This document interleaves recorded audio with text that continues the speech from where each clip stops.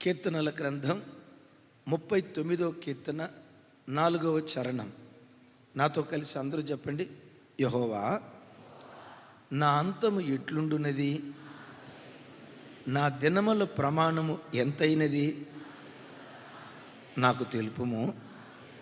నా ఆయువు ఎంత అల్పమైనదో నేను తెలుసుకొనగోరుచున్నాను. పరిశుద్ధ గ్రంథమైన బైబిల్లో ఎనోషు కాలం మొదలుకొని ప్రార్థనలు ప్రారంభమయ్యాయి. అయితే బైబిల్లో ఉండే ప్రార్థనలన్నిటిలో దావీదు చేసిన ప్రార్థన ఒక విచిత్రమైన ప్రార్థన, వింతైన ప్రార్థన.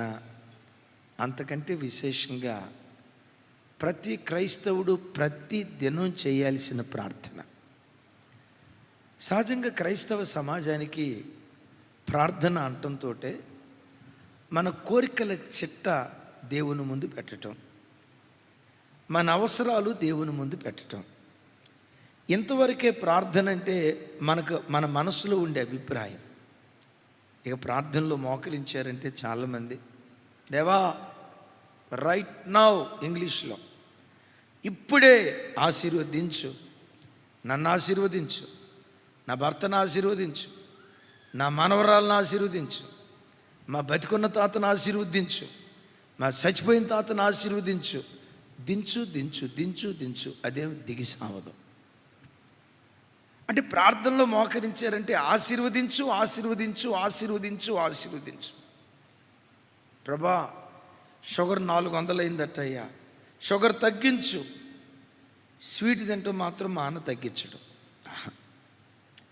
ప్రభా ప్రభా ఏంటది, బీటీయా బీపీయా, అదే ప్రభా బీపీ 170 అట్టనా ఆయన, అయ్యా ఇంకొక 20 అయితే ఏదో అయిపోద్దట అయ్యా, బీపీ తగ్గించు బీపీ తగ్గించు బీపీ తగ్గించు అంటాడు. బీపీ తగ్గించమని ప్రార్థన చేస్తాడు, కానీ కూరలో ఎంత ఉప్పు తక్కువైనా 3వ ప్రపంచ యుద్ధం జరిగింది. అట్లాగని వీటి కొరకు ప్రార్థన చేయకూడదనా? నోను, నేను అంటలా. అయితే క్రైస్తవ సంఘం ఎప్పుడు ఈ భూ సంబంధమైన వాటి కొరకే కాదు. దావీదు ప్రార్థించాడే, ఈ ప్రార్థన ప్రతిరోజు నీ బ్రతుకులో నువ్వు చేస్తే, ఈ వాక్యం ప్రతిరోజు నీ మనసులో నువ్వు గుర్తుకు తెచ్చుకుంటే, పాపంలో జీవించాలని రెప్పపాటు కాలం కూడా నువ్వు అనుకో. అపవిత్రతను జుర్రుకోవాలనే మనసు ఒకవేళ నీ మనసులో వచ్చిన వెంటనే నువ్వు అనుకుంటావు, ఏముంది ప్రభువా ఈ జీవితం, ఎంతలో కనపడి అంతలో మహిమైపోయే ఆవిరి వంటిది కదా, ఒట్టి ఊపిరి వంటిది కదా నా జీవితం. ఈ వాక్యం గనక క్రైస్తవుడా ఇది నీ గుండెల్లో ఉంటే పాపాన్ని కోరుకో. చెడుగా ప్రవర్తించాలనే ఆలోచన వచ్చిన ఈ వాక్యం కత్తిలాగా నీలో పనిచేసి ఆ చేదైన వేర్లు కత్తిరించడం ప్రారంభిస్తుంది. అయ్యా ఇందులో ఏముంది, ఏం పెద్ద ఏముంది అని అంటారా? దావీదు దేవుని సన్నిధిలో మోకరించి దేవుణ్ణి అడుగుతున్న మాట, యెహోవా, నా అంతము ఎట్లా ఉంటుందో నాకు చెప్పవా? నేను ఎన్ని సంవత్సరాలు బ్రతుకుతానో నాకు తెలియచేయవా? చనిపోయేటప్పుడు నేను ఎలాంటి స్థితిలో చనిపోతానో నా మరణ దినాన్ని గురించి నాకు తెలియచేయవా అని అడుగుతున్నాడు. ఎప్పుడైనా మీరు ప్రార్థన చేసేటప్పుడు, దేవా నేను ఇంకెంతకాలం బ్రతుకుతానయ్యా అని ఎప్పుడైనా అడిగారా? ఎప్పుడైనా ప్రార్థన చేసేటప్పుడు, నేను చనిపోయేటప్పుడు ప్రభా నా మరణదినం ఎక్కడుంటుందయ్యా? హాస్పిటల్లో ఉంటుందా, ఇంట్లో ఉంటుందా, ఇలాంటివి జరగకుండాను గాక రోడ్ యాక్సిడెంట్లో ఉంటుందా, ఫ్లైట్ యాక్సిడెంట్లో ఉంటుందా,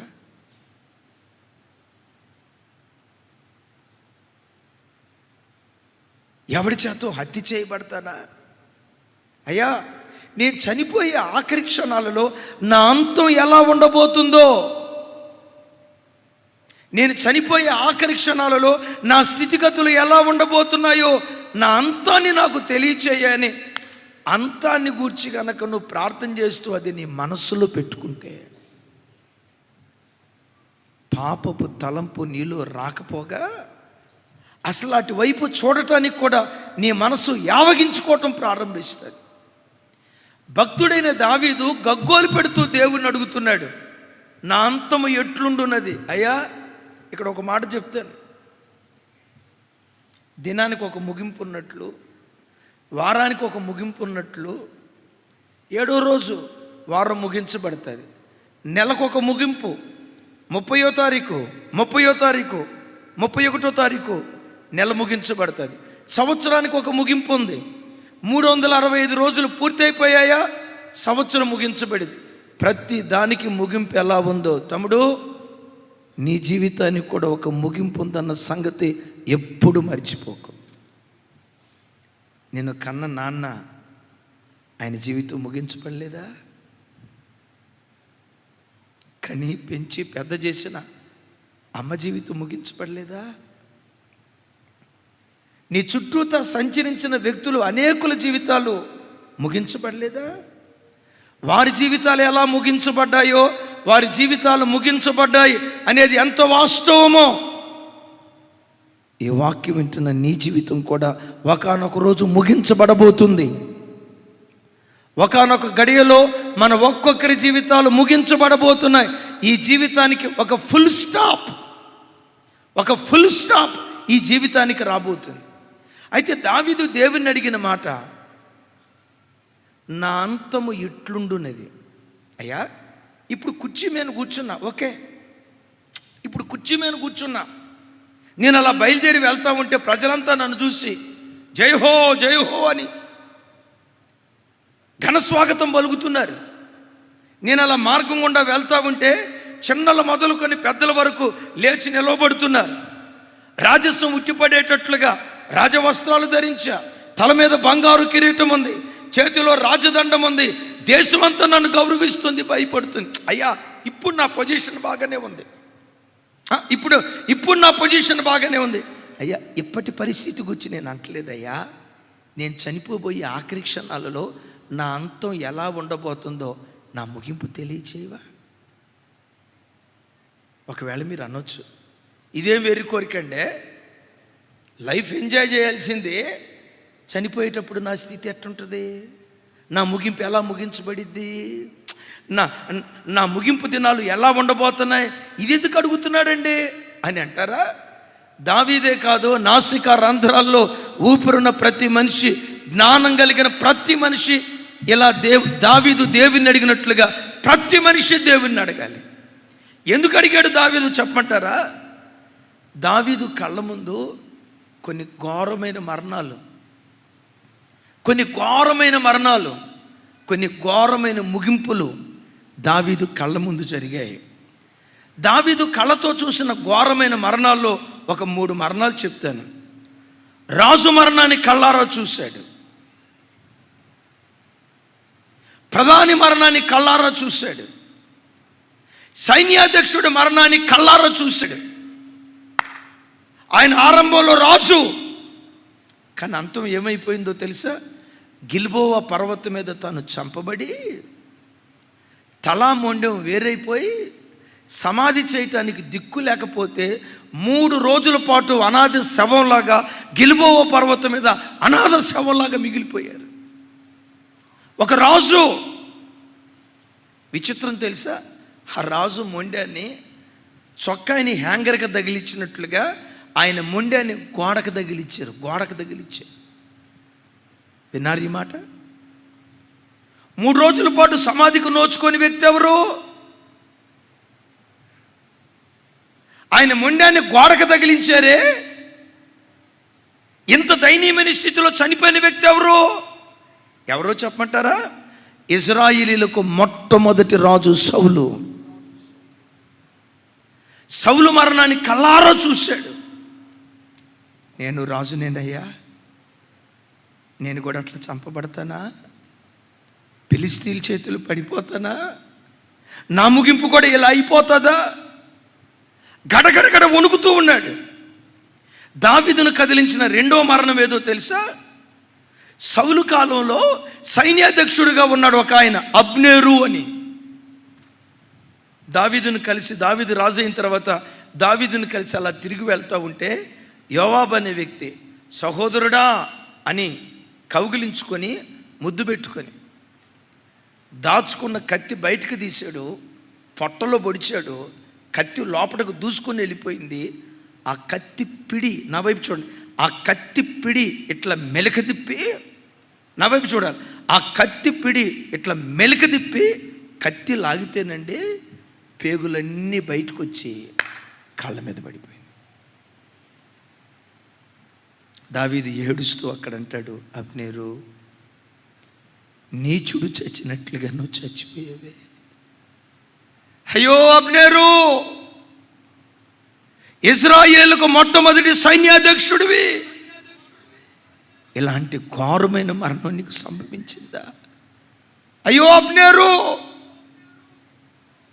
అబ్నేరు మరణాన్ని చూసి దావీదు గడగడ వణుకుతున్నాడు. అయ్యా, నా అంతం ఎట్టుంటుందో చెప్పవా? నేను కూడా ఇట్లా ఎవడి చేతో కత్తితో పొడవబడి నా పేగులన్నీ బయటకు వచ్చి ఇలాంటి దుర్మార్గపు మరణం ఒకవేళ నాకు కూడా సంభవిస్తుందా? నా ముగింపు ఒకవేళ ఇలా ఉండబోతుందా? ఏడుస్తూ దేవుణ్ణి అడిగాడు. మూడవది, దావీదును కదిలించిన మూడవ మరణం ఏదో తెలుసా? దావీదు రాజుగా ఉన్న దినాల్లో ఇశ్రాయేలు దేశానికి ప్రధానిగా ఒక ఆయన ఉన్నాడు. ఆయన పేరు అహీతోపేలు. విచిత్రం తెలుసా? ఇశ్రాయేలు దేశానికి ప్రధానిగా ఉన్న అహీతోపేలు అంతం, ఆయన మరణం ఎలా సంభవించిందో తెలుసా? ఉరి వేసుకొని చచ్చిపోయాడు. ఏమండి, వీడు పేదోళ్ళు కాదు, సాధారణమైన వ్యక్తులు కాదు. సాధారణమైన వ్యక్తులు చనిపోయినా మనసు పెడతాం, కానీ చనిపోయింది ఎవరు? రాజు, సైన్యాధ్యక్షుడు, దేశాన్ని ఏలుబడి చేసే ప్రధాని. ఇవన్నీ కళ్ళతో చూసిన తర్వాత వణుకుతూ అయ్యా, నా ముగింపు ఎట్టుంటుందో చెప్పవా? నేను కూడా ఒకవేళ అలా చంపబడతానా? అవమానం తట్టుకోలేక అహీతోపేలులాగా ఉరేసుకునే పరిస్థితి నా బ్రతుకులో వస్తుందా? సౌలులాగా భయంకరంగా చంపబడి సమాధి కూడా నోచుకోలేని దయనీయ స్థితిలో నా స్థితి ఉంటుందా? నా అంతం ఎట్లా ఉంటుందో తెలియచేయవా అంటున్నాడు. బిడ్లరా, బైబిల్లో వీళ్ళంతా వదిలిపెడదాం. మనం బ్రతుకుతున్న దినాల్లో ఒకప్పుడు దేశాలను నిలబడి చేసిన మహానుభావులు, వాళ్ళ ముగింపు చూస్తే అయ్యో పాపం, ఇట్లా చనిపోయాడేంట్రా ఈయన, ఇలాంటి మరణం వచ్చింది ఏంట్రా ఈయనని వినే ప్రతి వాడికి గుండెలు కదిలిపోతాయి. మా చిన్నతనంలో గుంటూరు జిల్లాలో పేరుగాంచిన ఒక గొప్ప రాజకీయవేత్త ఉన్నాడు. ఆయన పేరు కోడెల శివప్రసాద్ గారు. అనండి, ఆయన ఏమనేవాళ్ళు తెలుసా? పల్నాటి పులి అనేవాళ్ళు. పల్నాటి పులి అనేవాళ్ళు. అసలు ఆ పల్నాడు ప్రాంతం అంతా ఆయనంటే అంత గొప్ప పేరు. ఒకానొక దశలో ఉమ్మడి ఆంధ్రప్రదేశ్ రాష్ట్రానికి హోంమంత్రిగా పనిచేశాడు. ఆ రోజుల్లో డాక్టర్గా చదివాడు. ఉమ్మడి ఆంధ్రప్రదేశ్ రాష్ట్రానికి హోమ్ మినిస్టర్గా పనిచేశాడు. ఓ రకంగా చెప్పాలంటే తెలుగుదేశం పార్టీలో నంబర్ 2 పొజిషన్. నారా చంద్రబాబు నాయుడు గారు ఎంతో, ఆ తర్వాత కోడెల శివప్రసాద్ గారు అంతా. మన ఆంధ్ర తెలంగాణ డివైడ్ అయిపోయిన తర్వాత ఈ వ్యక్తి ఆంధ్రప్రదేశ్ రాష్ట్రానికి అసెంబ్లీకి మొట్టమొదటి స్పీకర్ కోడెల శివప్రసాద్ గారు. నా చిన్నతనంలో ఆయన కూర్చి నా చెవులతో విన్నా. 1-2 సందర్భాల్లో కళ్ళతో కూడా చూసా. అసలు ఆయన కూర్చి పల్నాటి పులి అనేవాళ్ళు. అంత గొప్పగా భారతదేశంలో విరాజిల్లిన వ్యక్తి ఏం జరిగిందో తెలియదు. ఓ చిన్న గదిలో ఫ్యాన్కు ఉరేసుకొని చచ్చిపోయాడు.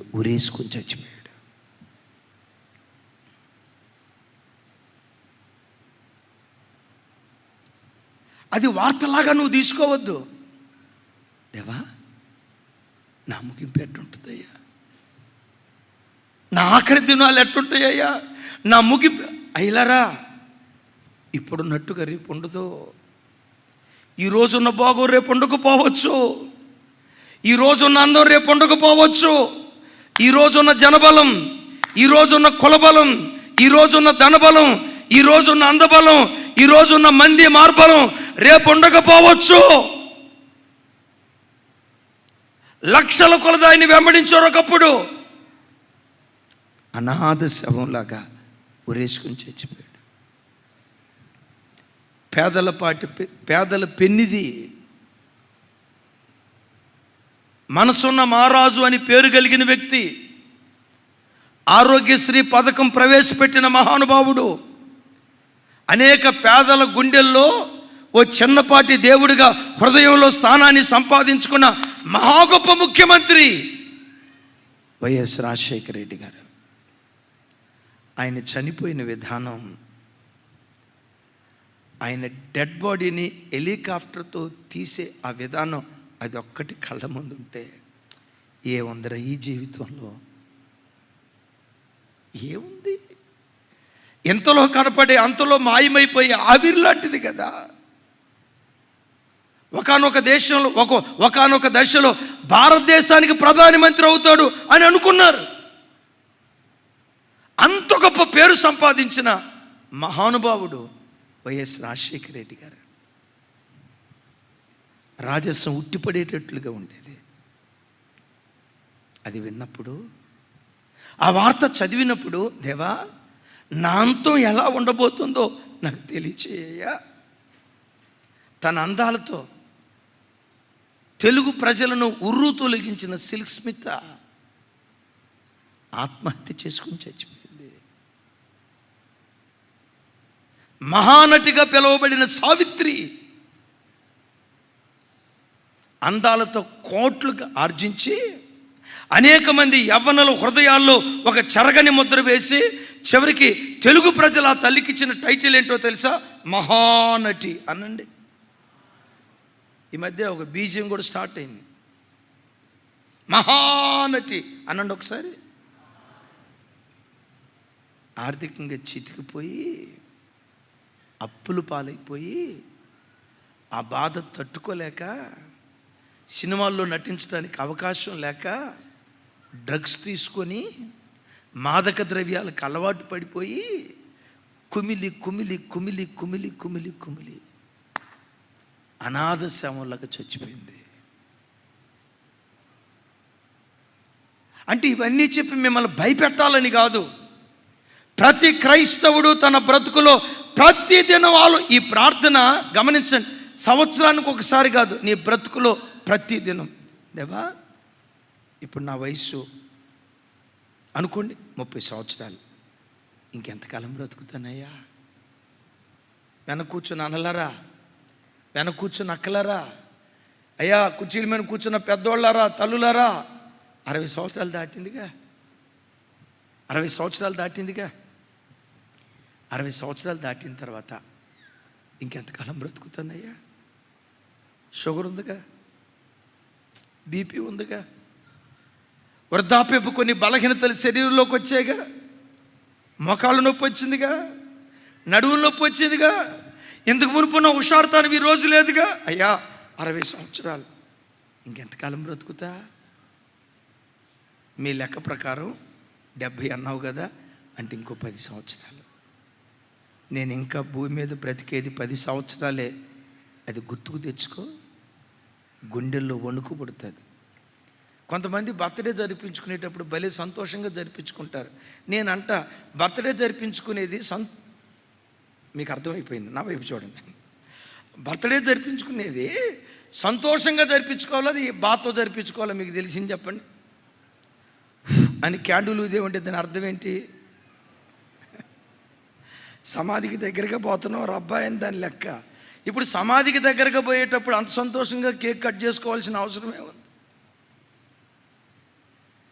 చచ్చేటప్పుడు బ్రతికే కాలంలో 1 సంవత్సరం పోయిందంటే దాని అర్థం ఏంటి?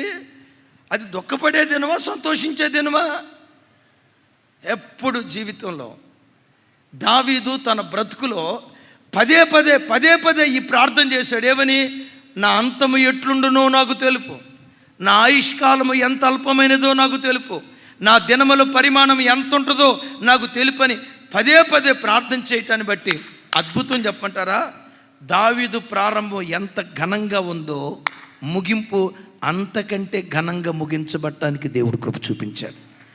మధ్యలో చిన్న 1-2 తప్పటడుగులు వేసినా గమనించండి, ప్రారంభం ఎంత ఘనంగా ఉందో దావీదు ముగింపు ప్రారంభం కంటే బహుఘనంగా ఉంది. ఎందుకో తెలుసా? ఆ ఘనమైన ముగింపు దావీదుకి ఇచ్చింది ఈ ప్రార్థనే. ఎందుకు దావీదు ముగింపు ఎలా ముగించబడింది చూడండి.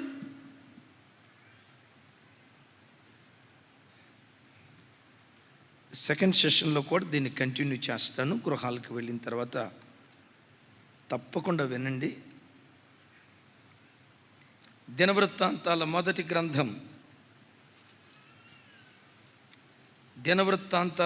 గ్రంథం అందరూ మీ బైబిల్ తెరవండి.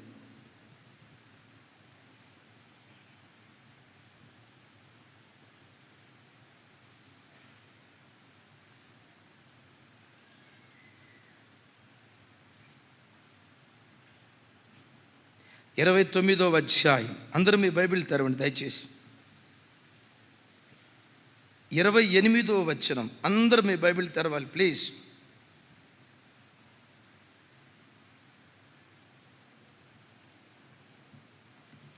నాతో కలిసి.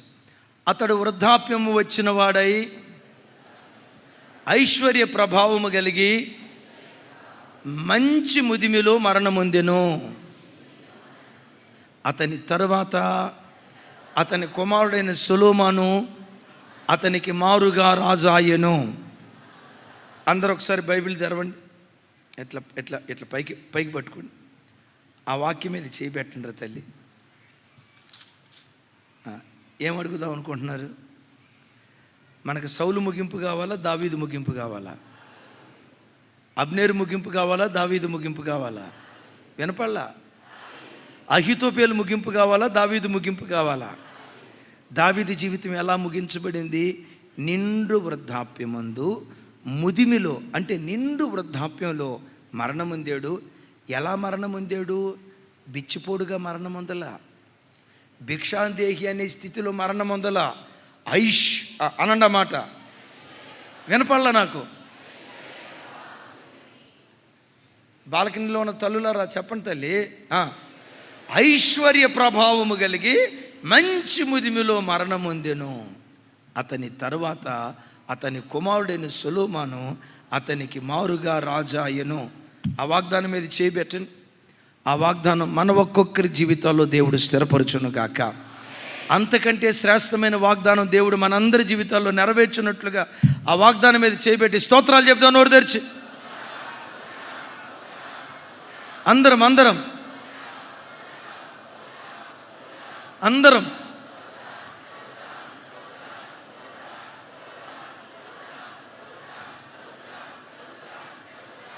ఆమేన్. అలాగని 70-80 సంవత్సరాలు బతికిన వాళ్ళే భక్తి కలిగిన వాళ్ళు, చిన్న వయసులో చనిపోయిన వాళ్ళు భక్తిహీనులను అనుకునేరు కాక, యేసు ప్రభు వారు ఏ వయసులో చనిపోయారు? కొంచెం గట్టిగా. 70? ఎవరురా మనిషి? 70? నువ్వు కొత్త బైబిల్ రాయిక నాయన, నీకు దండం పెడతా. ఎన్ని సంవత్సరాలు? 33.5. బాప్తిస్మం ఇచ్చి యోహాను అంతే. ఒక భక్తుడు అంటాడు, దేవా పొడవాటి జీవితం నాకొద్దు, నిన్ను పోలిన జీవితం నాకు దయచేయి. పొడవాటి జీవితం నాకొద్దు, 70, 80, 100 సంవత్సరాలు బ్రతికిన ఆ జీవితం నాకొద్దు. ఒకవేళ ఇచ్చేవా స్తోత్రం. పొడవాటి జీవితం వద్దు, పరిపూర్ణమైన జీవితం నాకు దయచేయి, నిన్ను పోలిన జీవితం నాకు దయచేయి. 50 సంవత్సరాలు చనిపోయినా పర్వాలా, 7 సంవత్సరాల్లో చనిపోయినా పర్వాలా, ప్రభువును పోలి బ్రతికే జీవితం దేవుడు మనకు దయచేయును కాక. కొంచెం గట్టిగా చెప్తాం మామన్. దావీదు పదే పదే ఆ ప్రార్థన చేసుకోవటాన్ని బట్టి దావీదు ఎక్కడ తప్పటడుగు వేసినా సరి చేసుకోవటానికి ప్రయత్నం చేశాడు. సరే విందాం. మొట్టమొదట సౌలు ఆయన ప్రారంభం ఎలా ఉంది, ముగింపు ఎలా ఉంది, ఎందుకు అలాంటి ముగింపు వచ్చింది విన్నారా? అబ్నేరు ప్రారంభం ఎలా ఉంది, ఎలాంటి ముగింపు వచ్చింది, ఎందుకు అలాంటి ముగింపు వచ్చింది? అహీతోపేలు ప్రారంభం ఎలా ఉంది, ఎలాంటి ముగింపు వచ్చింది?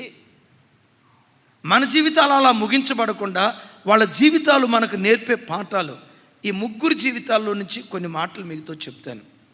అసలు ఎవరు, ఎడ్వర్డ్ విలియమ్స్ గారు ఒకసారి చెప్పారు, ఈ వర్తమానం కాదు, సౌలు గురించి చెప్తా, సౌలు పరిచయ వాక్కు, వారి మాటలు, ఇవి నా మాటలు కాదు.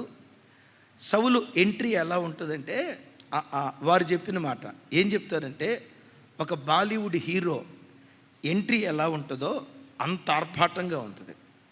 ఎలాగో తెలుసా? బెన్యామీను గోత్రంలో కీషు భాగ్యవంతుడు, ఆ భాగ్యవంతుడికి పుట్టినవాడు సౌలు. ఇశ్రాయేలీలందరికంటే ఎత్తరి, ఏ ఇశ్రాయేలీడైనా సౌలు భుజాల వరకే వచ్చేవాళ్ళు. అంతేనా? ఇశ్రాయేలీలందరిలో బహు అందగాడట. అందానికి అందం ఉంది, ఆస్తికి ఆస్తి ఉంది, ఎత్తుకి ఎత్తుంది. వీటికి తోడు రాజరికం వరించింది.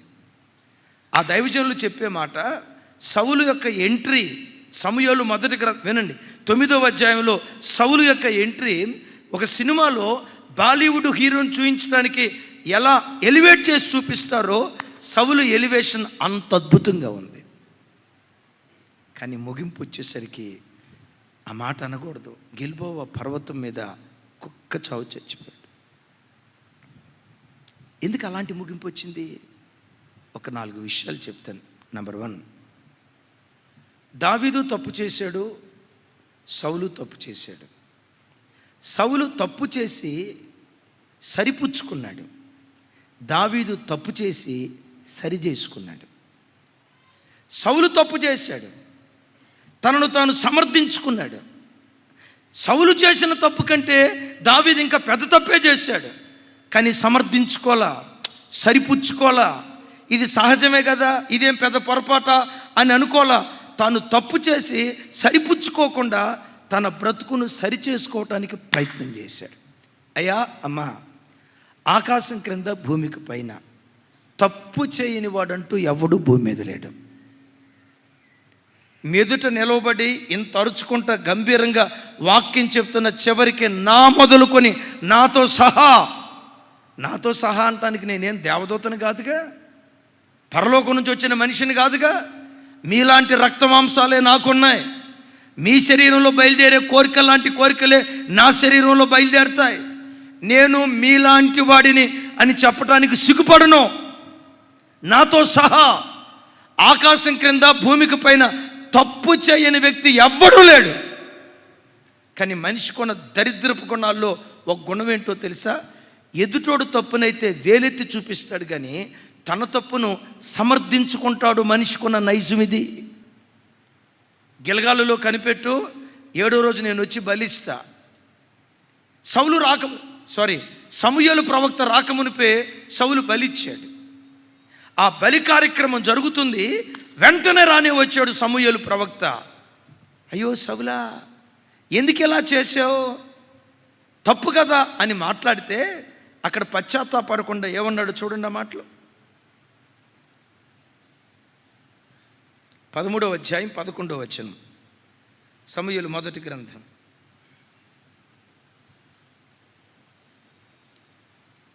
నాతో కలిసి సమూయేలు స్వరమెత్తాలి. అతనితో నీవు చేసిన పని ఏమిటని అడిగాను. అందుకు సౌలు, జనులు నా యొద్ద నుండి చెదిరిపోవుటయు, నిర్ణయ కాలమును నీవు రాకపోవుటయు, ఫిలిష్తీయులు మిక్మషులో కూడి ఉండుటయు నేను చూచి విన్నారు. ఇక్కడ ఎందుకు సౌలా ఈ పని చేసావు? అయ్యా తప్ప, సారీ అయ్యా, పొరపాటు అయిపోయిందయ్యా, క్షమించయ్యా, ఏదో తొందరపడి పని చేశానయ్యా, దేవుడు నన్ను క్షమించినట్లుగా నా కొరకు ప్రార్థన చేయయ్యా అని అంటే ఎంత బాగుండేది. ఏమంటాడు తెలుసా? 3 మాటలు చెప్తాడు. నేను ఎందుకు ఎలా చేశానో తెలుసా? నువ్వు 7వ రోజు గిల్గాలుకు బలి ఇవ్వటానికి వస్తానన్నావు, ప్రజలంతా వచ్చారు. నువ్వు రాకపోయేసరికి ఎటోళ్ళటు చెదిరిపోతున్నారు. వాళ్ళు చెదిరిపోకుండా ఉండటానికి నేను బలి అర్పించాను. రెండోది, అసలు నేను బలి అర్పించడానికి కారణం ఏంటో తెలుసా? నువ్వు ఆలస్యంగా వచ్చావు కాబట్టి నేను బలి అర్పించా. తప్పెవరిది? నోరు తెరిచి చెప్పండి తల్లి. నాదా? నేనేం చేశానమ్మ అక్కడ? తప్పెవరిది? తప్పు నాది కాదు. అదామా తిన్నావా పండు? నేను తినలా. నీవు నా భార్య అనలా. నీవు నాకు ఇచ్చిన నా భార్య తినమంటే తిన్నా. అంటే అయ్యా నీ మ్యానుఫ్యాక్చరింగ్లోనే లోపం ఉందయ్యా. నా భార్య, నువ్వు స్త్రీని సరిగ్గా డిజైన్ చేయలే. నువ్వు సరిగ్గా డిజైన్ చేసి ఉంటే నన్ను ఎందుకు తినమనేది? సో తేడా ఏదైనా ఉందంటే నా భార్యలో ఉంది, నీలో ఉంది. అవం మీద వేసాడు. కానీ ఏమండి, మీరు ఎక్కడైనా చూడండి, నేను ఇప్పుడు ఈ మాట 150 సార్లు చెప్పుంటా. ఇది 151సారి చెప్తా. ఇప్పుడు ఒక అక్క దగ్గరికి వచ్చి, అక్క ఎటు మీ మధ్య భార్యాభర్తల మధ్య కాస్త మనస్మర్థం ఉన్నట్లుగా నాకు తెలిసింది, ప్రార్థన చేద్దామని వచ్చాను. అక్క బ్రదర్లో ఉన్న తప్పులేంటో చెప్పక నేను ప్రార్థన చేస్తాను అని అన్నాం అనుకోండి, టకామని మీరు అనే మాట ఏంటో తెలుసా? అన్నయ్య ఆయనలో తప్పులు 1 2 అన్నయ్య, ఇలా చెప్పుకుంటూ పోతూ ఉంటే పుస్తకాలు రాయాల్సి వచ్చింది అన్నయ్య. మొదటి పుస్తకం అయిపోయిన తర్వాత చివరిలో తరువాయి భాగం 2వ పుస్తకంలో, ఆ పుస్తకం అయిపోయిన తర్వాత చివరిలో తరువాయి భాగం 3వ పుస్తకంలో, 3వ పుస్తకం అయిపోయిన తర్వాత చివరిలో తరువాయి భాగం 4వ పుస్తకంలో, ఆ చివరిలో తరువాయి భాగం 5వ పుస్తకంలో అని చెప్పి ఇక అక్క అంటది, అన్నయ్య ఆయన తప్పులు 1 2 అన్నయ్య. ఇక ఏడుస్తూ ఉంటుంది. రాజశేఖరయ్య గారి భాషలో చెప్పాలంటే తైలం 1 పావు కిలో. ఏడ్చి ఇక ముగింపులో అంటుంది, నేను కాబట్టి ఆయనతో కాపురం చేస్తున్నాను అన్నయ్య. ఇంకొకతైతే మొదటి రోజే విడాకులు ఇచ్చేది అన్నయ్య. నేను కాబట్టి కాపురం చేస్తున్నాను అన్నయ్య అంది. నిజమే, నువ్వు మంచిదానివి, నువ్వు కాపురం చేస్తున్నావు. చెడ్డోడే 5 6 పుస్తకాలు భర్త తప్పులు రాసింది కదా. ఆ చెల్లి దగ్గరికి వెళ్ళి, అమ్మా నీ భర్త తప్పు చేశాడు కాదంట్లా, అమ్మ మరి నీలో ఏమైనా తప్పు ఉందా అని అడిగావనుకో, ఏంటన్నయ్య నాలో తప్ప? నేను ఎట్టాడదాన్నో కావాలంటే జ్యోతక్కని అడగండి. నేను ఎట్టాడదాన్నో కావాలంటే అదిగో మా రాజన్నని అడగండి. అన్నయ్య నన్ను గూర్చి చెప్పాల్సి వస్తే నేను స్వయాన మరియమ్మ తల్లికి చెల్లెల్ని, గాబ్రియల్ దూతకు అక్కనే. ఇది సిస్టర్సే కాదు, నీకున్న మాయిదారు రోగం కూడా ఇదే. వినండి అయ్యా, నీకున్న మాయిదారు రోగం కూడా ఇదే. అలాగని మిమ్మల్ని పెట్టి మిమ్మల్ని నేరస్తులుగా చేయను. ఈడుకున్న మాయిదారు రోగం కూడా ఇదే. సమర్థించుకున్నాడు సౌలు, కనికరింపక ప్రతిదాన్ని చంపాయి. బక్క చిక్కిన వాటిని చంపాడు, బలిష్టమైన వాటిని ఉంచాడు. సౌలా బలిష్టమైన వాటిని ఎందుకు ఉంచావు? సమర్థించుకుంటూ ఏమన్నాడు తెలుసా? నా దేవుడైన యెహోవాకి, నీ దేవుడైన యెహోవాకి ఈ బలిష్టమైన వాటిని బలిద్దామని ఉంచాను అన్నాడు. సమూయేలు ప్రవక్త అంటాడు, బలులర్పించుట కంటే, పెద్దగా చెప్పాలన్నమాట, బలులర్పించుట కంటే మాట వినుట శ్రేష్టమని నీకు తెలియదా అంటాడు. తప్పు జరిగితే జరిగింది, కానీ నేను పలానా చోటకి వెళ్తున్నాను, అక్కడికి వచ్చి ప్రజల ఎదుట నన్ను ఘనపరచు అనండి మాట. అంటే తప్పు చేసుకోడు ఏం కోరుకుంటున్నాడు? కమలాకర్ తప్పు చేశాడు, చెల్లికి తెలియకుండా చెన్నీళ్ళు పెట్టాడు. తమ్ముడు పెట్టావు కదా అనుకోండి, చెన్నీళ్ళు పెట్టాడు. నాకు తెలిసింది, కమలాకర్ బుద్ధి ఉందా నీకు? అరే ఇన్ని సంవత్సరాల విశ్వాసం ఏం తమ్ముడా, ఇది నీకు తగునా? అరే భార్యను మోసం చేయడానికి నీకు ఎట్లా మనసు వచ్చింది తమ్ముడా? ఎంత భక్తి కలిగింది? అంత భక్తి కలిగిన దాన్ని ఎట్లా, సరే భార్య భక్తి కలిగిందో లేదో తర్వాత, నువ్వు కడగబడిన రక్తం ఎలాంటిది, నువ్వు వినే వాక్యం ఎలాంటిది, నువ్వు పొందుకున్న ఆత్మ ఏంటి, ఇంత భక్తిగా బ్రతికి ఎలా భ్రష్టమని పనిచేసావు అని పొరపాటును గద్దించావు అనుకోండి, జనాల మధ్యలో నా పరువు తీశాడు. ఏమనాలా? 2వ ఇల్లు పెట్టుకున్నా, కమలాకర మూడో ఇల్లు కూడా పెట్టుకో నాయన, మూడో ఇల్లు కూడా పెట్టుకో.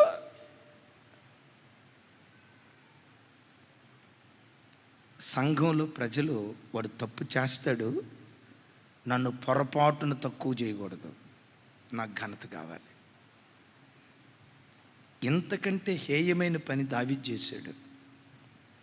నాతాను ప్రవక్త వచ్చి గద్దిస్తే కుప్పలాగా అక్కడికక్కడ ఎందుకు కూలిపోయాడో తెలుసా? సౌలు అలా తిరుగుబాటు చేయటాన్ని బట్టే కదా సౌలు యొక్క అంతం అలా అయిపోయింది. సౌలు అంతం అంత ఘోరంగా ముగించబట్టానికి ప్రవక్త వచ్చి గద్దిస్తే లోబడకపోగా తిరుగుబాటు చేశాడు. అయ్యో, సౌలు చేసిన పొరపాటు నేను చేయకూడదని ఆ వాక్యం విని అక్కడికక్కడే పశ్చాత్తాపడి దేవుని సన్నిధిలో ఏడవటం ప్రారంభించాడు. నేను పాపం చేశానయ్యా, నేను పొరపాటు చేశానయ్యా, నేను బుద్ధిహీనంగా ప్రవర్తించాను, నన్ను క్షమించని రొమ్ము కొట్టుకుంటూ ప్రార్థించాడే. ఒక విలువైన మాట చెప్తాను. దావీదు తాను చేసిన తప్పును గూర్చి సార్వత్రిక సంఘానికి తెలియటానికి, యావత్ ఇశ్రాయేలు ప్రజలకు తెలియటానికి ఒక కీర్తన రాశాడు. 51వ కీర్తన అనండి. 51వ కీర్తన భక్తులు ఏమంటారో తెలుసా? పశ్చాత్తాపపు కీర్తన అంటారు. పశ్చాత్తాపంతో ఆ కీర్తన రాశాడు. 52వ కీర్తనకు వచ్చేసరికి ఏమంటాడంటే, నేనైతే దేవుని మందిరములో పచ్చని ఒలీవ మొక్క, నేనైతే దేవుని మందిరములో పచ్చని ఒలీవ చెట్టు వలె ఉన్నాను అంటాడు. పచ్చదనాన్ని గురించి మాట్లాడాడు. భక్తులు 52వ కీర్తన ఏమంటారు అంటే పచ్చదనపు కీర్తన అంటారు. అనండి ఒకసారి. 51వ కీర్తన ఏమంటారు? 52వ కీర్తన ఏమంటారు? పచ్చదనపు కీర్తన అంటారు. నేనంట ఈ పచ్చదనం ఎక్కడి నుంచి వచ్చిందో తెలుసా? పశ్చాత్తాపంలో నుంచి పచ్చదనం పుట్టుకొస్తుంది. పశ్చాత్తాపం ఎక్కడుంటుందో, పశ్చాత్తాపం ఉన్న ప్రతి స్థలానికి నా దేవుడు పచ్చదనాన్ని పంపించునుగాక. నేనే రైట్. బ్రతుకు ఎండిపోద్ది. 2 మాటలు చెప్పండి. నేనా అనండి. నేనా? నేనే. ఈ 2 పదాలు ఇద్దరి బ్రతుకులను తలకిందులు చేశాయి. అనండి ఇంకొకసారి. నేనా? నేనే. మీలో ఒకడు నన్ను అప్పగించబోతున్నాడు. ఇదిగో 12 మంది అపోస్తులారా, మీలో ఒకడు నన్ను అప్పగించబోతున్నాడు అని అంటే, అప్పగించబోయే ఇస్కరియోతు యోధా కూడా యేసు ప్రభుని చూసేమన్నాడు, నేనా?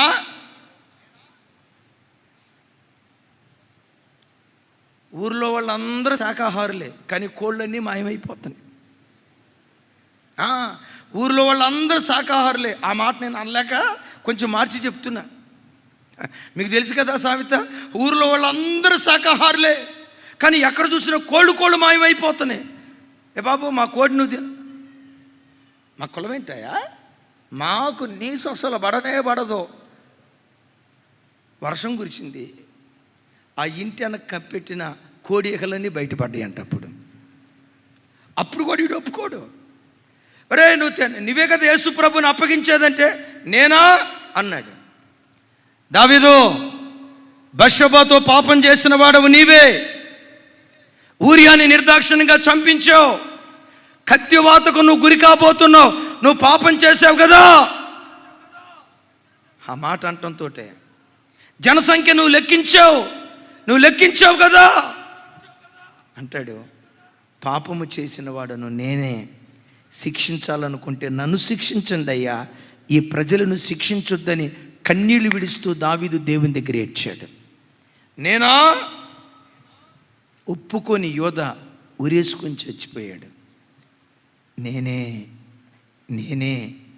అని అన్న దావీదు కృప వెంబడి కృప పొంది శాశ్వత కృప పొందుకున్న ఒక అద్భుతమైన వ్యక్తిగా నువ్వు మిగిలిపోయాడు.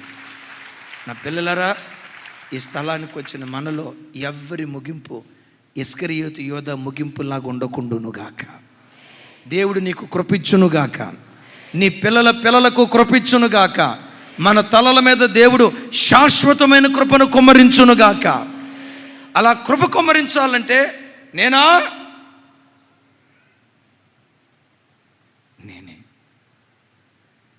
ఈ రెండు నీ జీవితాన్ని శాసిస్తాయి, జాగ్రత్త. ఒకవేళ ఇంతకాలం తాగుబోతుగా బ్రతుకుతూ మందిరానికి వచ్చి హృదయాన్ని కఠినపరుచుకుంటూ జీవిస్తున్నావేమో, దేవునికి ఆయాస్కరమైన కార్యాలు చేస్తూ అది తప్పు అని నీకు తెలుసు, అది చేస్తే దేవుడు కోపగించుకుంటాడని తెలుసు, వాళ్ళతో వీళ్ళతో చాటింగ్ చేయటం దేవుడు అసహ్యించుకుంటున్నాడని నీకు తెలిసి నువ్వు పొరపాటు చేస్తూ కరుడుగట్టిన హృదయంతో వస్తున్నావేమో, జాగ్రత్త. ఇస్కరియోతు యోధా లాంటి ముగింపు మనలో ఎవరికీ రాకుండా దావీదు లాంటి శ్రేష్టమైన ముగింపు మన ఒక్కొక్కరికి దేవుడు అనుగ్రహించునుగాక. ఒక భక్తుడు ఇలా అంటాడు, ఇది ఒకటి గుండెల్లో రాసుకోండి, తర్వాత మాటకు వెళ్తాను. తప్పు చేయని వాడు ఎవడూ లేడు, ఒప్పుకోని వాడు సౌలులాగా మిగిలిపోతాడు, ఒప్పుకున్నవాడు దావీదులాగా మిగిలిపోతాడు. ఇంకోసారి చెప్పేదా? తప్పు చేయని వాడు ఎవ్వడూ లేడు, పొరపాటు చేయని వాడు ఎవ్వడూ లేడు. నేను తప్పు చేసినా ఒప్పుకోకుండా రాతి హృదయముతో ఉంటే బ్రతుకు సౌలు జీవితంలాగా మిగిలిపోద్ది. ఒప్పుకొని విడిచిపెడితే ఈ తరపు దావీదులాగా నీ జీవితాన్ని దేవుడు ప్రతిష్ఠించునుగాక. గట్టిగా చెప్తాం ఆమేన్. సౌలు ఉపకారం చేసిన వాడికే అపకారం చేయటానికి ప్రయత్నం చేశాడు. సౌలు బ్రతుకు ఎంత ఘోరంగా దౌర్భాగ్యపు స్థితికి రావటానికి కారణం ఏంటంటే, సౌలుకు ఎవరు ఉపకారం చేశారో, ఉపకారం చేసిన వాళ్ళకే సౌలు అపకారం చేయటం ప్రారంభించాడు. సౌలు బ్రతుకులో మహా గొప్ప ఉపకారం చేసిన వ్యక్తులు కొంతమంది ఉన్నారు. అయితే ఒక ఆయన సమూయేలు ప్రవక్త. గాడిదలు తప్పిపోయినాయని గాడిదలు వెంబడి తిరిగేవాడిని, ఇదిగో ఇతడు ఇశ్రాయేలీయులకు రాజు అని ప్రజలకు నా వైపు చూడాలి, గాడిదలు కాసుకునేవాడిని అభిషేకించి రాజుగా ప్రజలకు పరిచయం చేసింది ఎవరు? సమూయేలు ప్రవక్త అనేవాడు లేకపోతే ఇతని రాజుగా ఎవరు గుర్తిస్తారు? ఆ అభిషేక తైలం పోయటాన్ని బట్టే కదా రాజుగా గుర్తించబడింది. విచిత్రం ఏంటో తెలుసా? ఒక్క మాట గద్దించినందుకు సమూయేలు బ్రతికి ఉన్న దినాలంతటిలో సౌలు సమూయేలు ప్రవక్త దగ్గరికి వెళ్ళలేదట. అమ్మా అయ్యా వినండి, మరి నేను రాజుగా ప్రతిష్ఠించింది ఎవరు? ప్రజలకు రాజుగా పరిచయం చేసింది ఎవరు? ఇతరు ఇశ్రాయేలీయులకు రాజు అని నేను ప్రజలకు పరిచయం చేసింది ఆ ప్రవక్త. నువ్వు చేసిన తప్పును గద్దిస్తే ముఖమెంత లావు పెట్టుకొని నువ్వు ప్రవక్తకు దూరం అయిపోయావంటే ఏం చెప్తావు? ప్రవక్త ఏడుస్తూ ఉంటే దేవుడు అక్కడ అంటాడు, అసలు సౌలును రాజుగా చేసినందుకు నేను పశ్చాత్తాపడుతున్నాను అంటాడు. సరే అయిపోయింది. గొలియాతు యుద్ధానికి వచ్చాడు. 40 రోజుల పాటు గొలియాతు తన బలాన్ని చూపించుకుంటూ వచ్చాడు. ఒకసారి నా వైపు చూడండి. ఎన్ని రోజుల పాటు? అక్కడ బైబిల్ ఏమని రాసి ఉంటుందంటే తనను తాను కనపరుచుకుంటూ ఉన్నాడట. ఒకసారి చెప్పండి మాట. వినపళ్ళ ఇంకొంచెం స్వరం పెంచి చెప్పండి ప్లీజ్. తనను తాను కనపరుచుకుంటూ ఉన్నాడు. తన ఎత్తు, తన కండలో, తన దేహదారుఢ్యం, తన బలిష్టమైన శరీరాన్ని, తన శరీర సౌష్ఠాన్ని జనాలకు చూపించి వాళ్ళని భయపెడుతూ ఉన్నాడు. నేను మీతో చెప్పే మాట ఏంటంటే, కనపరుచుకునే ఆత్మ ఫిలిష్తీయుడి ఆత్మ, శరీర సౌష్ఠాన్ని కనపరుచుకునే ఆత్మ గొలియాతుగాడి ఆత్మ. కొంతమంది యవ్వన బిడ్డలు ఉంటారు, ఉద్యోగం సద్యోగం ఏం చేయరు, చేయరు, పొరపాటుని చేయరు. మరి ఏం చేస్తారు? రోజుకు 6 పూటలు తింటాడు, 3 గంటలు జిమ్ములో గడుపుతాడు, 8 గంటలు నిద్రపోతాడు. జిమ్ములో గడిపి ఎక్సర్సైజ్ చేసి కండలు తిరుగుంటేగా అంతకు నుప్పు దాకా ఫుల్ హ్యాండ్స్ వేసుకున్నవాడు ఎప్పుడైతే కండలు తిరిగినాయో, నరాలు ఎప్పుడైతే బయటకు వచ్చాయో, ఇప్పుడు టీషర్ట్ వేసుకుంటాడు అనండి. ఇట్లా ఎవడు ఆత్మ అనుకున్నారు? గొలియాతుగాడి ఆత్మ.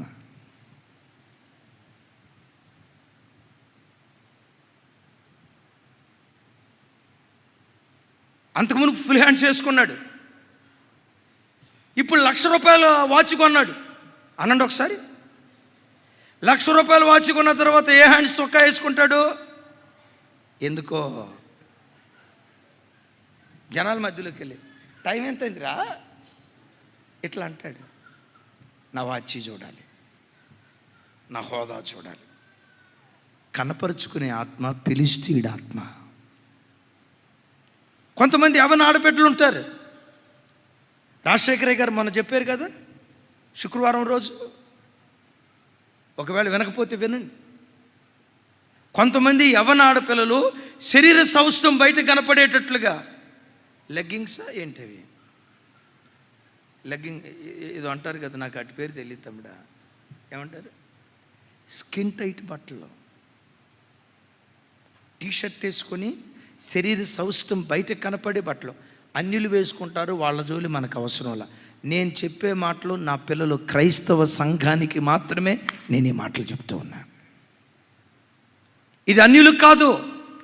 యేసుక్రీస్తు రక్తముతో కడగబడే వ్యక్తుల్లో ఎవరైనా ఇదిగో స్కిన్ టైట్ బట్టలు వేసుకొని నా శరీర సౌష్ఠవం 10 మందికి కనపడాలి, నా అవయవ సౌష్ఠవం 10 మందికి కనపడాలి, ఆ మనస్తత్వం ఎవరిలోనైనా ఉన్నదా అంటే దాని అర్థం గొలియాతుగాడి ఆత్మ పరిపాలన చేస్తుంది, ఫిలిష్తీయుడి ఆత్మ వ్యక్తుల మీద పనిచేస్తుంది. జాగ్రత్త.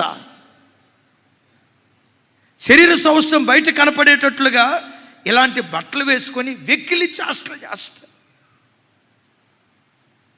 ఈరోజు ఎక్కడ చూసినా, ఏ ప్రాంతంలో చూసినా ఈ గొలియాతుగాడి ఆత్మ కింద బ్రతుకుతున్న వ్యక్తుల్నే మనం చూస్తూ ఉన్నాం.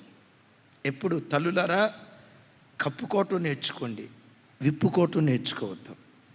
కప్పుకోవటం దైవికమైన ఆరాధన, విప్పుకొని తిరగటం దయ్యపు ఆరాధన. అమెరికాలో ఒక పాస్టర్ గారు తమ్ముడు నోవా పంపించాడు. చర్చెస్కి కొంతమంది యవనాడ పిల్లలు, వివాహమైన తల్లులు మిడ్డీలతో వస్తే ఊరుకోలేదా ఆయన. ఏదో అంటారు కదా, మోకాల దాకా వేసుకుంటారు కదా, ఏంటదమ్మా, మిడ్డీయా పుడ్డియా ఏదో అంటారు కదా, మిడ్డీలతో అమెరికాలో పాస్టర్ అండి. తమ్ముడు గుర్తుందో నాకు పంపించు. ఏ Americans, this is holy place. పరిశుద్ధుడైన దేవుడు ఉండే స్థలం ఇది. ఇష్టానుసారమైన బట్టలతో రావద్దు. శరీరాన్ని కప్పుకొని రండి. అలాగని మందిరానికి వచ్చి కప్పుకొని తర్వాత ఆ సేవకుడు చెప్పిన మాట, మందిరానికి వచ్చినప్పుడు కప్పుకొని తర్వాత విప్పుకోమని కాదు. ఎక్కడికి వెళ్ళినా దేవుని పిల్లలు దైవభక్తి కలిగిన వారికి తగినట్లుగా మనం బ్రతుకుతాం కాక. మన పెంతుకోస్తోళ్ళు కొంతమంది హుషారు ఉంటారు. చర్చికి వచ్చే బట్టలు వేరు, కాలేజీకి వెళ్ళే బట్టలు వేరు. చర్చికి వచ్చే బట్టలు మాత్రం నిండు బట్టలు, కాలేజీకి వెళ్ళే బట్టలు మాత్రం అందులో సగం దేవునికి స్తోత్రం కలుగునుగాక. ఆమెనా? పెంతుకోస్తోళ్ళు మహా హుషారు. అమ్మమ్మో, చర్చికి వచ్చేటప్పుడు మాత్రం జెర్మియా అంత పెద్ద పట్టించుకోడు, కానీ అమ్మో జోతక్క కంటిలో పడ్డామంటే ఇంతే సంగతులు చిత్తగించవలేను, మనం సిలువుకి ఎక్కినట్టే లెక్క. శరీర సౌష్ఠాన్ని కనపరుచుకునేవాడు ఫిలిష్తీయుడు. సరే, 40 రోజుల పాటు వాడు బలాన్ని చూపించి ఇశ్రాయేలీయులను బెదిరిస్తే, ఈ 40 రోజుల పాటు ఈ సైనికులు ఒక్కడి యుద్ధానికి దిగల. చివరికి సౌలు కూడా యుద్ధానికి దిగల. మళ్ళా 40 రోజుల పాటు సైనికులకు వచ్చే భోజనం వస్తానే ఉంది. సైనికులకు మామూలు భోజనం వస్తుందా? పిస్తా, హల్వా, బాదం, ఇంకేమున్నాయి, కాజు, కోడి పుంజు తినేది తింటానే ఉన్నాడు. ఒక్కడి యుద్ధానికి రాట్లా. ప్రాణానికి తెగించి జీవము కలిగిన దేవుని సైన్యములను ఎదిరించుటకు సున్నతి లేని ఈ ఫిలిష్తీయుడు ఏ పాటివాడని ప్రాణానికి తెగించి, ప్రాణాన్ని అడ్డుపెట్టి గొలియాతును చంపి ఇశ్రాయేలీయుల మధ్యలో విజయబేరిని మోగించి, ఒక్క మాటలో చెప్పాలంటే చంపబడాల్సిన సౌలును దావీదు బ్రతికించాడు. చంపబడాల్సిన యోనాతానును దావీదు బ్రతికించాడు. ఓ మాటలో చెప్పాలంటే దావీదు సౌలుకు ప్రాణభిక్ష పెట్టాడు. చెప్పండి ఈ మాట, నాకు వినపడలేదురా తల్లి. ప్రాణభిక్ష పెట్టినటువంటి దావీదు పట్ల సౌలు ఏం చేశాడో తెలుసా? ప్రాణభిక్ష పెట్టిన దావీదు ప్రాణం తీయటానికి పరిగెత్తాడు. చూడండి అన్నమాట.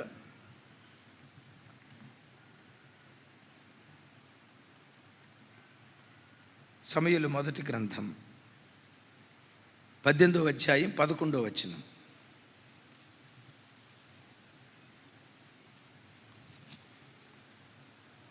నాతో కలిసి. ఒకప్పుడు సౌలు చేతిలో ఒక ఈటె ఉండగా దావీదును పొడిచి గోడకు బిగించుదని అనుకుని సౌలు ఆ ఈటెను విసిరెను. ఏం చేయాలనుకున్నాడట? దావీదును దేనికి బిగించాలనుకున్నాడు? ఏమండి, మనం గోడకు బిగించేదేది? నా వైపు చూసానా చెప్పండి రా తల్లి. గోడకి ఏం బిగిస్తాం? దావీదేమన్నా మేక? దావీదేమన్నా శేల? ప్రాణభిక్ష పెట్టినోడు కదా దావీదు. తన ప్రాణాన్ని అడ్డుగా పెట్టి మరణంలో నుంచి జీవానికి దాటించాడు కదా దావీదు. ఎంతో ఉపకారం చేసిన దావీదు ప్రాణం తీయటానికి పరిగెత్తాడు. ఎందుకో తెలుసా? సౌలు కృతజ్ఞత లేనోడు. అయ్యా, నా వైపు చూడండి, నా చేతులెత్తి దండం పెట్టి చెప్తా. జీవితంలో నువ్వు పుట్టిన నాటి నుండి నేటి వరకు నీకు చిన్న సహాయం చేసిన వ్యక్తులను కూడా ఎప్పుడు మర్చిపోకుండా, నీకు ఉపకారం చేసిన వ్యక్తులకు ప్రత్యుపకారం చేయటం మనం నేర్చుకుందుముగాక. దేవా, నేను కష్టస్థితిలో ఉన్నప్పుడు ఆ బిడ్డ మొద్ద అన్నం పెట్టాడయ్యా. నేను ఏడుస్తూ ఉన్నప్పుడు పలానా బిడ్డ పలకరించాడయ్యా. నేను దుఃఖంతో ఉన్నప్పుడు పలానా ఆయన నన్ను ఓదార్చాడయ్యా. ఎప్పుడు నీ హృదయం కృతజ్ఞతతో నిండుకోవాలి. కృతజ్ఞత లేని సౌలు అంతం చూడండి. ఇది కళ్ళతో చూశాడు కదా. నేనంట దావీదు ఒరిజినల్గా కృతజ్ఞతా బుద్ధి కలిగిన వాడు. ఈ మరణం చూసిన తర్వాత అయ్యో, కృతజ్ఞతా బుద్ధి లేకపోవటాన్ని బట్టే కదా సౌలు జీవితం ఎలా అయిపోయింది. నా జీవితం అలా కాకుండా ఉండునట్లుగా నేను కృతజ్ఞత కలిగి బ్రతకాలని బైబిల్ చరిత్రలో 66 పుస్తకాలలో, నా వైపు చూడండి, 66 పుస్తకాలలో 42 మంది రాజుల్లో కృతజ్ఞత బుద్ధి కలిగిన మొట్టమొదటి రాజైన దావీదు. కొంచెం గట్టిగా చెప్దాం ఆమె. ఇంకోసారి పెద్దగా చెప్పండి. కృతజ్ఞతా బుద్ధి కలిగిన మొట్టమొదటి వ్యక్తి దావీదు. ఎంత కృతజ్ఞత కలిగిన వాడో తెలుసా? తాను రాజైన వెంటనే 9వ అధ్యాయం 1వ వచనం చూడండి. దేవుని పట్ల కృతజ్ఞత కలిగి ఉన్నాడు. తను ఉపకారం చేసిన మనుషుల పట్ల. సమూయేలు 2వ గ్రంథం, నీకు దొరకదలే చిన్న. సమూయేలు 2వ గ్రంథం 9వ అధ్యాయం 1వ వచనం. నాతో కలిసి చెప్పండి. యోనాతానును బట్టి నేను ఉపకారము చూపుటకు సౌలు కుటుంబంలో ఎవడైనా కలడా అని దావీదు అడిగెను. ఒకసారి నా వైపు చూసి సమాధానం చెప్పండి. ఎవరిని బట్టి ఉపకారం? యోనాతానును బట్టి. యోనాతానును బట్టి సౌలు కుటుంబం అంతటికి ఉపకారం చేయాలనుకున్నాడు. అరే, యోనాతాను ఏమైనా తన ఆస్తిలో పావుభాగం దావీదుకి ఏమన్నా ఇచ్చాడా? ఏమన్నా ఇచ్చాడా? ఓ నెల రోజులు సరిపడే రేషన్ ఏమన్నా ఇచ్చాడా? చెప్పండి, ఏమన్నా ఇచ్చాడా? ఏమీ ఇలా. కత్తి, దుప్పటి, నడికట్టు, ఆ కష్టస్థితిలో తనను ఆదరించింది గుర్తుకు తెచ్చుకొని యోనాతానును బట్టి దావీదు సౌలు కుటుంబం అంతటికి ఉపకారం చేయటం ప్రారంభించాడు. ఆ ఉపకార బుద్ధే దావీదును ఉన్నత శిఖరంలో నిలవబెట్టింది. దావీదు ముగింపు అంత ఘనంగా ఉండటానికి కారణం, అమ్మా, అయ్యా, నా వైపు చూడండి. నువ్వు హైదరాబాద్ వచ్చిన ఆ రోజు నుంచి ఈ రోజు వరకు నీ కష్టస్థితిలో గ్లాసులు బియ్యం ఇచ్చిన వాళ్ళు ఎవరైనా ఉన్నారా? వాళ్ళని గుర్తుకు తెచ్చుకొని, దేవా, వాళ్ళ రుణం నేను ఎట్లా తీర్చుకోవాలి? వాళ్ళ రుణం నేను ఎట్లా తీర్చుకోవాలి? ఆ నెల అద్దె కట్టకపోతే ఓ 1000 రూపాయలు అద్దె కట్టిన వాళ్ళు ఎవరైనా ఉన్నారా? దేవుడు నిన్ను నిలవబెట్టిన తర్వాత వాళ్ళకు ప్రత్యుపకారం చేసే వ్యక్తులుగా ఉందుముగాక. ఉపకారికి పొరపాటున మనం అపకారం చేయకూడదు. ఉపకారం చేసిన వాడికి ప్రత్యుపకారం చేయాలి. చివరికి అపకారం చేసిన వాడికి కూడా మనం ఉపకారం చేసే వ్యక్తులుగా ఉండాలి. చప్పటి కొట్టు స్తోత్రాలు చెప్పి.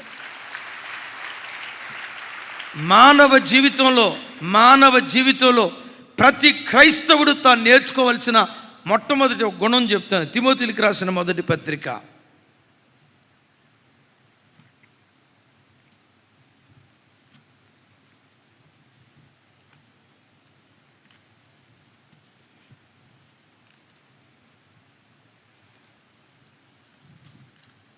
తిమోతికి రాసిన మొదటి పత్రిక 5వ అధ్యాయం. అందరూ మీ బైబిల్ తెరవండి. 4వ వచనం. తిమోతికి రాసిన మొదటి పత్రిక 5వ అధ్యాయం 4వ వచనం. అందరూ చివరి మాట నాతో కలిసి చెప్పండి. మొదట తమ ఇంటి వారి యొడల భక్తి కనపరుచుటకును తమ తల్లిదండ్రులకు ప్రత్యుపకారము చేయుటకు నేర్చుకొనవలెను. నా వైపు చూసి చెప్పండి. నేను ముగిస్తున్నాను ఇక్కడ. దీని కంటిన్యూషన్ సెకండ్ సర్వీస్లో చెప్తాను, థర్డ్ సర్వీస్లో చెప్తాను. నాతో కలిసి చెప్పండి. అందరూ తమ తల్లిదండ్రులకు మొదట ప్రత్యుపకారము చేయుటకు నేర్చుకొనవలెను. ఎవరికి ప్రత్యుపకారం చేయటం నేర్చుకోవాలట? మానవ బ్రతుకులో ప్రతి మనుష్యుడు మొట్టమొదట తనను కన్న తల్లిదండ్రులకు ప్రత్యుపకారం చేసేవాడిగా ఉండాలి. నవమాసాలు మోసి ప్రసవేదన పడి నేను కని 20 సంవత్సరాలు పెంచిందే అమ్మ, 25 సంవత్సరాలు పోషించేడే నాన్న. నాన్న అనే పేరు వినటంతో, అమ్మ అనే పేరు వినటంతో నీ గుండెల్లో నుంచి ఒక ప్రేమ పొంగి పొరలాల. ఈ అమ్మే కదా నన్ను పెంచి పెద్ద చేసింది, ఈ నాన్నే కదా నా కొరకు కష్టపడి నన్ను ఇంతటి వాడిని చేసింది. ఈ తల్లిదండ్రుల రుణం ఎలా తీర్చుకోవాలని ప్రతి మనుషుడు మొదట తన తల్లిదండ్రులకు ప్రత్యుపకారం చేసే వారిగా దేవుని సన్నిధిలో బ్రతుకుదురుగాక. దేవుడు అక్కడ అంటాడు, ప్రత్యుపకారము చేయ నేర్చుకొనవలెను. నేర్చుకోవాలి అని ఎందుకన్నాడు? రే ఇంగ్లీష్ నేర్చుకోరా అన్నామంటే దాని అర్థం ఏంటి? ఆడికి ఇంగ్లీష్ వచ్చు కాబట్టి నేర్చుకోమన్నాం, అంతే కదా? అంతే కదా? చెప్పండి చెప్పండి కొంచెం గట్టిగా. ఒరే లెక్కలు నేర్చుకోరా అన్నాం అంటే వాడు లెక్కల్లో ఐన్స్టీన్ కన్నా కాబట్టి నేర్చుకోమన్నాం, అంతేనా? కాదు కాదు.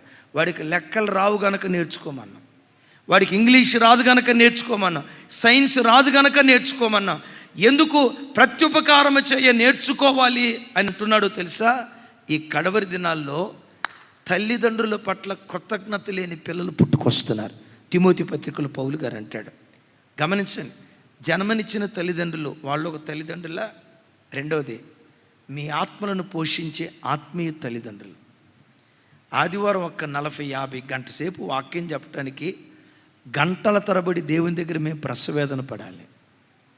ప్రతిరోజు ఉదయం 5 గంటలకి ఎర్లీ మార్నింగ్ మెసేజ్ ఇవ్వటానికి నేను పండుకునేసరికి 2 అయిద్దో 3 అయిద్దో, ఎక్కడో మీటింగ్కి వెళ్ళి అయ్యో రేపు ఎర్లీ మార్నింగ్ మెసేజ్ లేదు. ఎందుకు? నా పిల్లలకు దేవుని వాక్యం అనే ఆహారం ఇవ్వాలి, చక్కటి మన్నాతో బిడ్డలను పోషించాలి.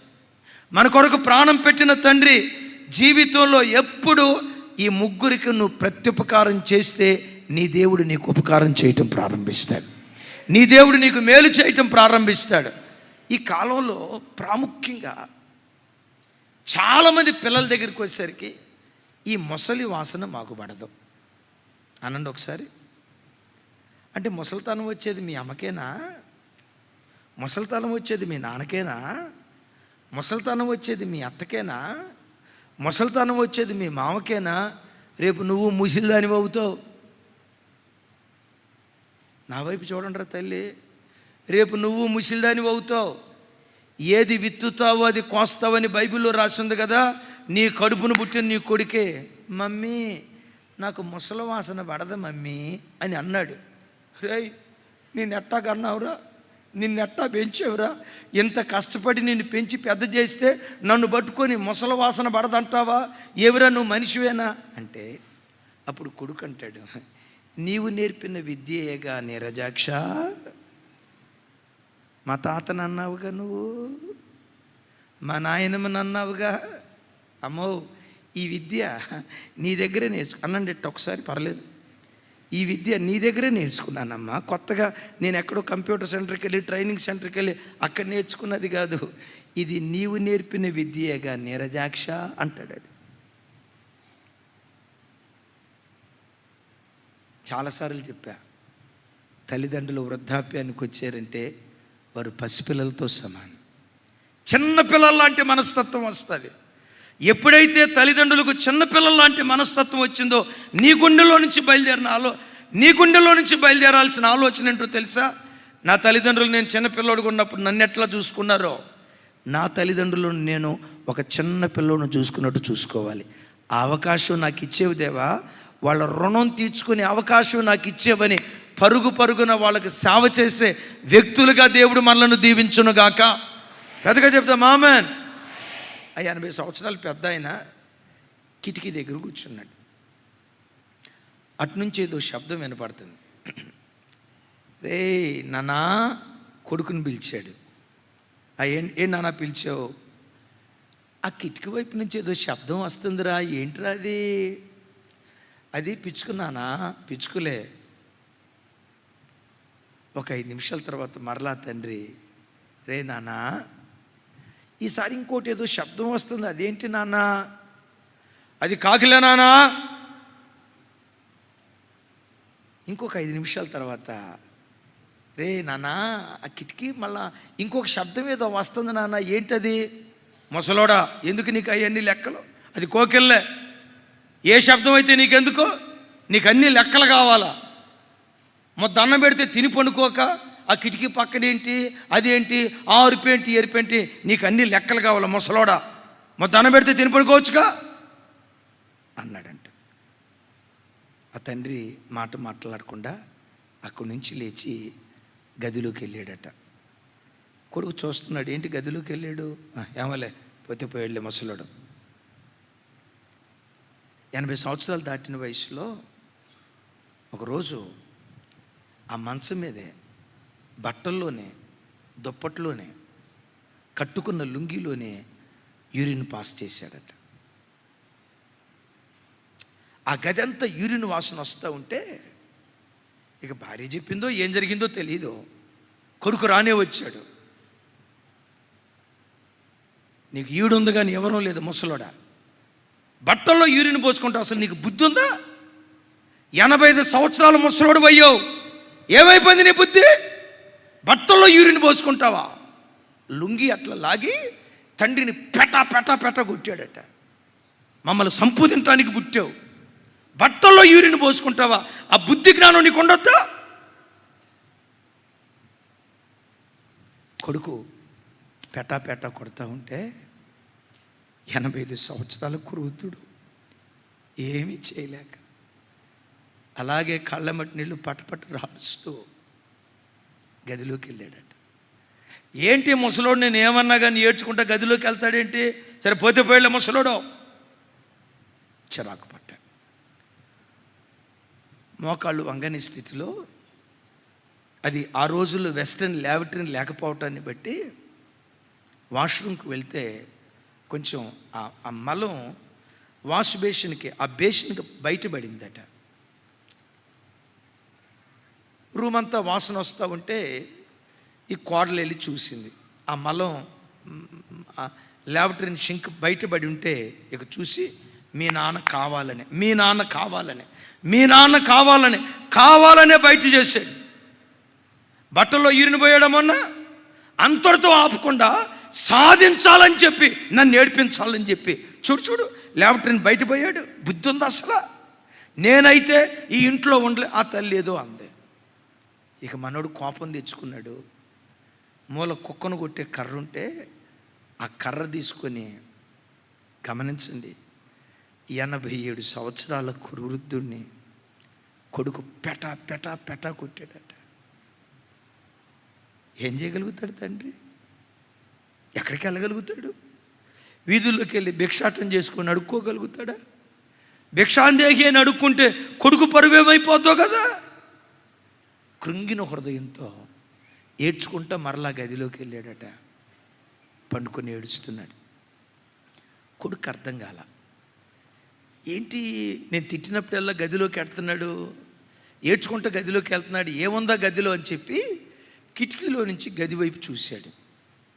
ఆ తండ్రి అలా సాష్టాంగ పడిపోయి ఉన్నాడు. పక్కన డైరీ ఉంది. ఏంటి డైరీ ఎదురు పెట్టుకుని ఓపెన్ చేసుకొని అట్లా పడిపోయి ఉన్నాడు ఏంటి అని చెప్పి ఆ గదిలోకి వెళ్ళాడు. డైరీ తీశాడు. డైరీ మీద ఏమని రాశాడో తెలుసా? నాకు కళ్ళు సరిగ్గా కనపడక, వినికిడి సరిగ్గా లేక, నాన్న అదేంటి అని అడిగితే, పిచ్చుకా, కాకిలే ముసలోడా, అది కోకిళ్ళ ముసలోడా, ఎందుకు నీకు ఇవన్నీ అని అన్నాడు. 3 సార్లు అన్నందుకే వాడు నా మీద అంత చిరాకు పడ్డాడే. వాడు చిన్న పిల్లోడుగా ఉన్నప్పుడు డాడీ ఆ ఎగురుతుంది ఏంటి అన్నాడు. పక్షిరా అన్న. పక్షి అంటే ఏంటి డాడీ? ఎగిరేది రా అన్న. ఎక్కడ ఎగురుతుంది డాడీ? ఆకాశంలో ఎగురుతుంది రా అన్న. ఆకాశం అంటే ఏంటి డాడీ? అదే సూర్య చంద్ర నక్షత్రాదులు ఉండేది రా అన్న. డాడీ సూర్యుడు అంటే ఏంటో చెప్పవా? చంద్రుడు అంటే ఏంటో చెప్పవా? నక్షత్రాలు అంటే ఏంటో చెప్పవా? ఒక పిచ్చు కోసం 100 ప్రశ్నలు అడిగాడు. నేను విసుక్కోలా. నా కొడుకు ప్రశ్నలు అడిగే కొద్దీ నా హృదయంలో ఏమనిపించిందో తెలుసా? వీడి మనసులో ఇన్ని ప్రశ్నలు వచ్చినాయంటే రేపు పెరిగి పెద్దోడైన తర్వాత ఐన్స్టీన్ అంత గొప్పోడవుతాడేమో, ఎంత గొప్ప మేధావి అవుతాడేమో. నా కొడుకు అడిగే ప్రతి ప్రశ్నకి ఉబలాట పడతా నేను సమాధానం చెప్పా. ఇంకడుగు నాన్న. వాడు అడిగే కొద్దీ ఎక్కడ విసుగుదల లేకుండా అన్నిటికీ సమాధానం చెప్పా. కింద రాస్తాడట, నా ప్రేమకు నా కొడుకు ప్రేమకు ఎంత తేడా ఉంది. వాడిని పిచ్చి ప్రేమతో ప్రేమించా. 100 ప్రశ్నలు అడిగినా ఓర్పుతో సమాధానం చెప్పా. వీడు ఒక్క ప్రశ్నకే ఇంత అలిసిపోయాడే. కొడుకు చదువుతున్నాడు, కళ్ళమ్మ నీళ్ళు పటపట రాలుతున్నాయి. ఆ కింద రాస్తాడు, నా కొడుకు చిన్నపిల్లుడిగా ఉన్నప్పుడు నేను ఆఫీస్కి వెళ్దామని డ్యూటీకి బయలుదేరాను. మంచి బట్టలు వేసుకున్నాను, టక్ చేశా, టై కట్టా, ఇక రెడీ అయిపోయి డ్యూటీకి వెళ్దాం అనుకున్నాను. ఈలోపు నా కొడుకు ఎదురుగా వచ్చి డాడీ అన్నాడు. ఈయన చూడటంతో నాకు ముద్దు అనిపించింది. వాడిని ఎత్తుకొని ముద్దు పెట్టుకొని ఇట్లా ఎత్తుకొని ఆడిస్తూ ఉంటే వాడు ఇస్త్రీ చేసి మంచి బట్టలు వేసుకున్న నా బట్టల మీదే యూరిన్, లావిట్రిన్ 2 పోయాడు. నేను చెయ్యెత్తి కొట్టల నా కొడుకుని, వాడు యూరిన్ పోయినా, నా బట్టల మీద లావిట్రిన్ పోయినా నేను ఎంత కూడా చిరాకు పడలా. వెంటనే బట్టలు మార్చుకున్నా, ఇస్త్రీ చేసు, వెంటనే వాష్రూమ్కి వెళ్ళా, బట్టలు తీసేసా, స్నానం చేసుకున్నా, కొత్త బట్టలు వేసుకున్నా. మరలా నా కొడుకు ముద్దు పెట్టి నేను డ్యూటీకి వెళ్ళా.